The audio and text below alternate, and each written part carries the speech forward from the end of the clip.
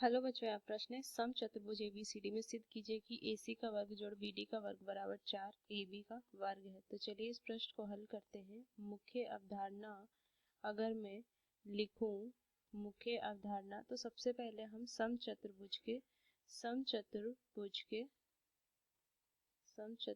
के गुणधर्म को देखेंगे।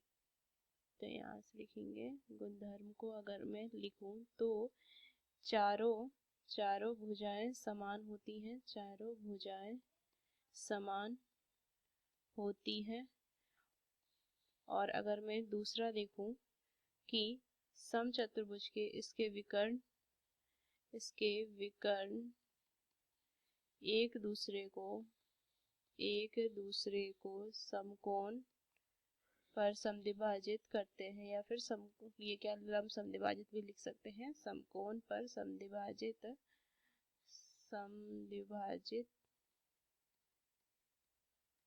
करते हैं। तो ये दो चीजें हमें ध्यान में रखनी है इस प्रश्न को हल करने के लिए। तो चलिए इस प्रश्न को हम हल करते हैं। यहाँ पे सम चतुर्भुज अगर मैं एक बना लेती हूँ इस तरीके से, जिसका नाम ABCD है। इसके विकर्ण मिला लेंगे, A को C से और B को D से, ये मिला दिए। हमें पता है कि इसके चारों जो भुजाएं होती है वो समान होती है, ये लंब समद्विभाजित होता है, मतलब कि कोण, ये समकोण, यहाँ पे कोण जो है 90 डिग्री का बनाता है। और ए यहाँ से मान लीजिए O है, तो AO जो होगा वो OC के बराबर होगा, OD जो होगा वो OB के बराबर होगा। ये चीज हमें पता है। तो चलिए इस प्रश्न को हल करते हैं। तो सबसे पहले अगर करूँ OA की, तो OA को मैं लिख सकती हूँ 1/2 AC। उस तरीके से OB को मैं क्या लिख सकती हूँ, 1/2 BD, ये लिख सकती हूँ।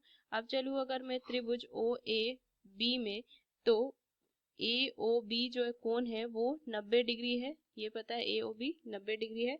तो यहाँ से अगर मैं पाइथागोरस प्रमेय लगाऊंगी, पाइथागोरस प्रमेय, तो यहाँ से मैं क्या लिख सकती हूँ कि AOO जो है वो यहाँ पे समकोण है, तो AB कर्ण हो जाएगा। तो AB का वर्ग बराबर में OA का वर्ग जोड़ में OB का वर्ग। अब देखो OA की जगह पे 1/2 AC का वर्ग में लिख सकती हूँ, जोड़ में 1/2 BD का वर्ग है, ये लिख सकती हूँ। आगे अगर मैं देखूँ तो ये कितना हो जाएगा, 1/2 AC का वर्ग, तो 1/4 AC का वर्ग, ये लिख सकते हैं।